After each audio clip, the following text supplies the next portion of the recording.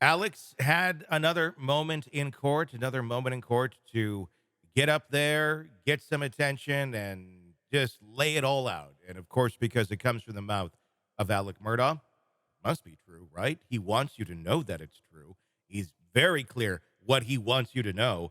At least he said that I don't know how many times. I kind of lost track the other day when he was responding to the victim impact statements that were made. In some cases, almost re-victimizing victims, I would say. Jennifer Coffindaffer, retired FBI special agent, joining us to discuss just that. What was your reaction to not only the victim impact statements that were made by the victims, but then also Alec Murdaugh playing the victim to his victims? Oh, Tony, that's one of those situations that he is the epitome of what we call self-serving statements. In other words, you're in an interview with somebody and they're accused of something, and they have this whole string of explanations and of you know wanting you to feel sorry for them. It's like the narcissist playbook Hmm. was what I was listening to Yes. in his. It was amazing, and I know some people were actually felt like the speech that he gave, and I'm going to call these speeches because if nothing else, he is well spoken. Yes, I he is.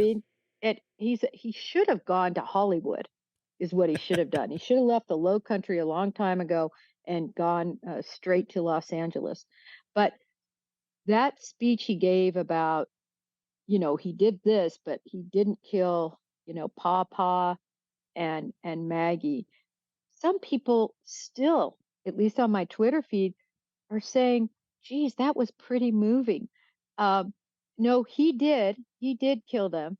Uh, I'm 100% convinced of that after watching that trial, and particularly, I think it's just hard for people to say, how could any father literally, sorry, getting a little graphic here, but blow the head off of their son and their wife track them down in the crawling position and blow them away. Hmm. And but for Papa's recording, that case, I don't know if he would have been convicted, but that was the smoking call, Hmm. if you will.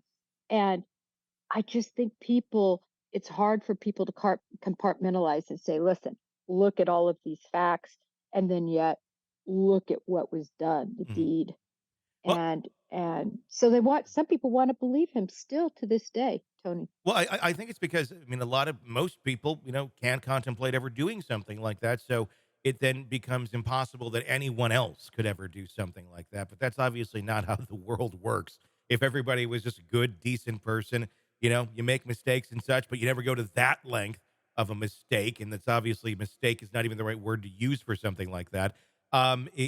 It's unsettling, and it kind of reveals a world that most people don't want to believe that they live in.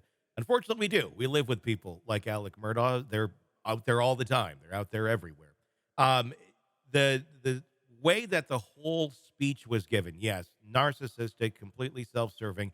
At times, it felt, and I don't want to say it was like a comedy routine because I don't think anything was trying to be funny there, but the way he would pause and kind of look around and read the room and wait for the reactions, which I don't think he was getting a whole lot of. There's a couple people that seem to be kind of nodding their head that seem to have a little bit of empathy for him, but they were few and far between.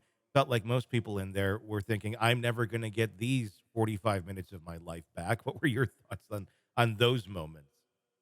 Yeah, no, I agree with you. And what I also, just to expand on that, what I found interesting was the juxtaposition between the true victim statements Mhm. and Alex statements.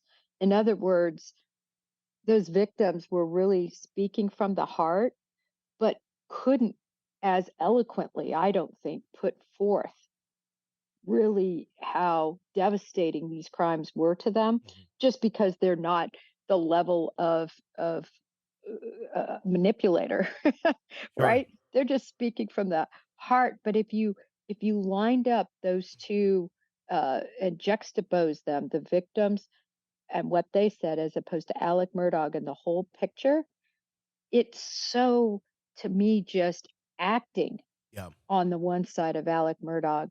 And I really, when I went into it, the other thing that bothered me was the amount of time he was given. I think he should have been given about 2 minutes. Yeah. I I I It was was I was very surprised disappointing. that Judge Clifton Newman allowed that to go on for as long as it did, and I know he's about to retire. I don't know if it was just kind of the car accident moment of, well, do we just let him keep going because I people want to see this, they don't, but it can't look away because he's giving this statement right now. Part of the statements I thought were rather interesting. It felt more like a chess game than it did like truly. I'm emotionally invested here. I think Newman spelled it out very well, saying, "You're empty. You are empty. I still think that you are an empty human being." I mean, especially to the points where he was correcting some of the views, the feelings of his victims, especially saying it was only me and Maggie that raised the boys, nobody else. When it was implied that Gloria Satterfield played a major role in raising those children, because she did.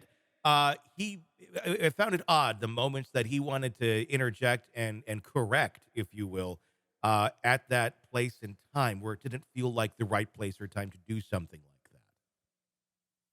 Yeah, it was astounding to me that on this exact point that you're talking about, that he just can't help that narcissistic.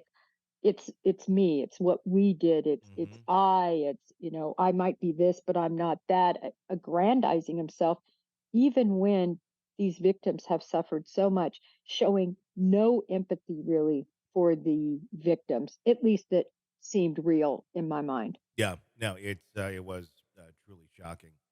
Hey, it's Tony Brueski. If you want more of our interview with our guests, be sure to check out our podcast, Hidden Killers with Tony Brueski. Just search that wherever you download podcasts and press subscribe. Also, you can check out our YouTube channel for the full video version of the interviews as well, under the same name, Hidden Killers with Tony Brueski. Check it out, subscribe, binge, and enjoy.